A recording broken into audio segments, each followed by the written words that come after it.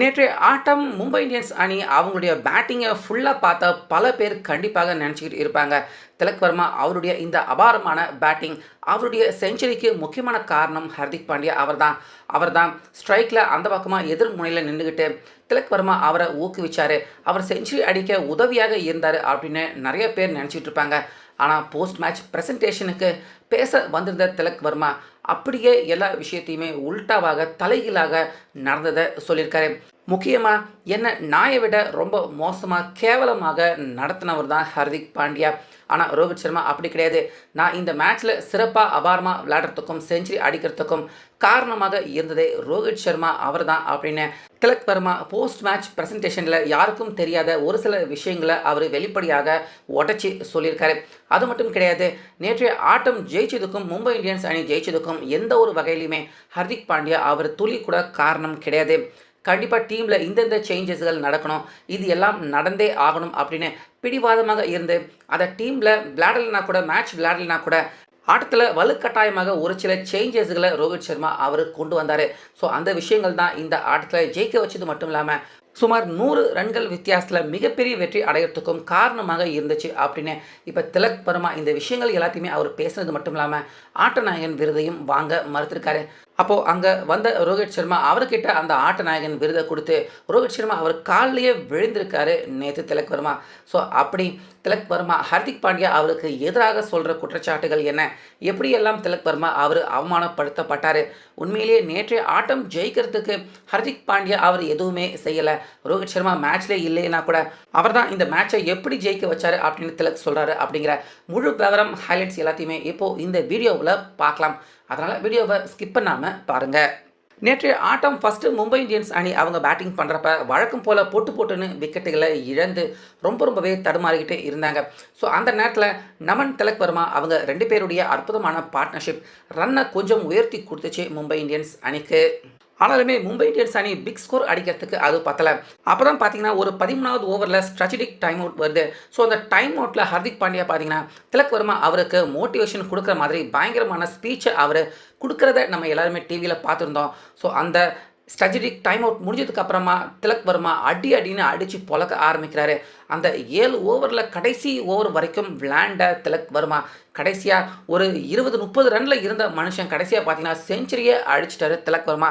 அப்படின்னா பார்த்துக்கங்க எப்படிப்பட்ட பேட்டிங்கை ஹர்திக் பாண்டியா ஒரு மோட்டிவேஷன் அவர் கொடுத்ததுக்கு அப்புறமா திலக் வர்மா அடிச்சிருக்காரு பாரு. திலக் வர்மா அடிக்கிறதுக்கு ஹர்திக் அவருடைய அந்த மிகப்பெரிய ஒரு அட்வைஸ் மோட்டிவேஷன் தான் காரணம் அப்படின்னு தான் இந்த மேட்சை மேலோட்டமாக பார்த்தவங்க எல்லாருமே நினச்சிக்கிட்டு இருந்திருப்பாங்க.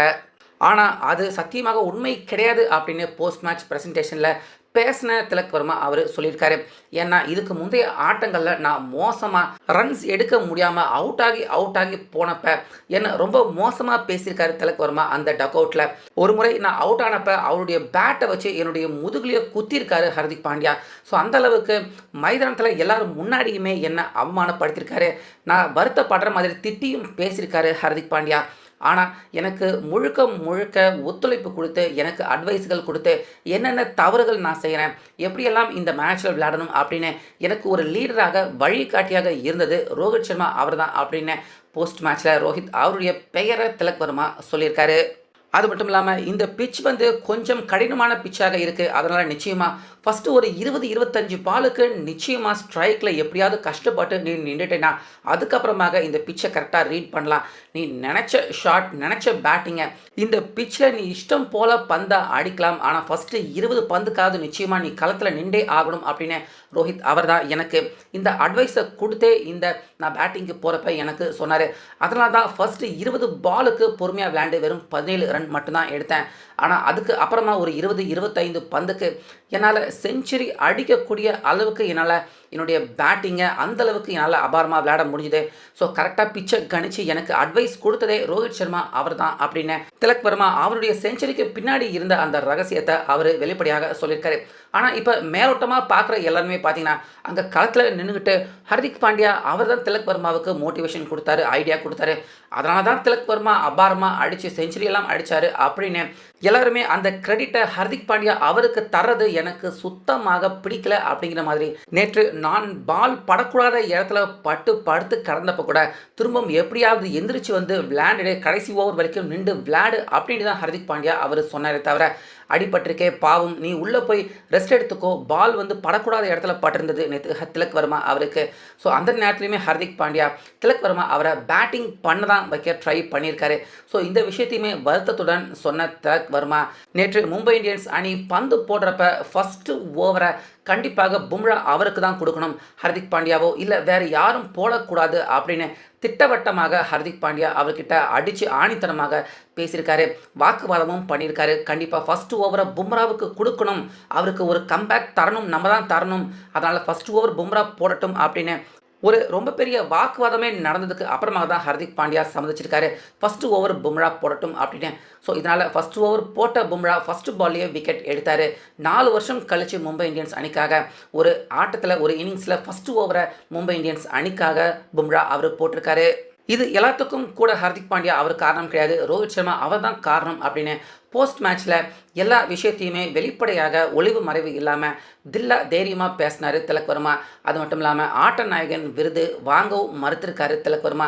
ஸோ அந்த இடத்துக்கு அப்போ வந்த ரோஹித் சர்மா ஆட்ட நாயகன் விருதை வாங்கி அவருடைய கையாலேயே திலக் வர்மா அவர்கிட்ட கொடுத்துருக்காரு. ஸோ அதுக்கப்புறமா வாங்கிக்கிட்டார் திலக் வர்மா. இன்னும் சொல்லணும்னா திலக் வர்மா அவர் பால் பார்த்திங்கன்னா அவருக்கு படக்கூடாத இடத்துல பட்டதால் ரொம்ப வலியாகவும் ஒரு சோர்வாகவும் தான் காணப்பட்டார் திலக் வர்மா. ஆனாலுமே பால் அப்படி படக்கூடாத இடத்துல பட்டதுக்கு அப்புறமா கூட ஒரு 10 பந்து விளையாண்டுருப்பார் மும்பை இந்தியன்ஸ் அணிக்காக. ஸோ அந்த நேரத்தில் தான் திலக் வர்மா அவர் செஞ்சுரியும் அடிச்சிருப்பார். அதே போல் அந்த விருதை வாங்கினது மட்டும் இல்லாமல் திலக் வர்மா ரோஹித் சர்மா அவர் கால்லையுமே விழுந்திருப்பார்.